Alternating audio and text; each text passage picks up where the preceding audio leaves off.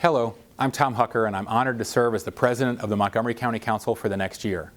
I'm currently serving my second term on the council. I live in Silver Spring with my wife Amy, who is a clinical social worker who works with at-risk children, and my two sons, Sam and Will.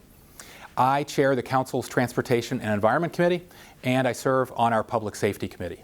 I'm one of two Montgomery County representatives on the board of directors of the Metropolitan Washington Council of Governments, where we work on regional priorities like metro service and economic development with elected officials from all over DC, Maryland, and Virginia. I'm also the vice chair of the Washington Suburban Transit Commission, where I help plan and oversee the transit systems for Montgomery and Prince George's counties, including the Washington Metro system and MARC Rail.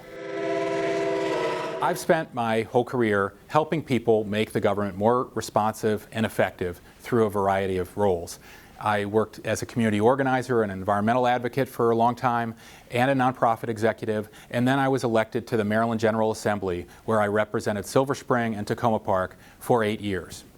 On the county council, I've sponsored successful legislation to remove lead from drinking water fountains in our schools, to improve our public transit, to expand our solar energy adoption, to increase our housing options, and to improve our policing.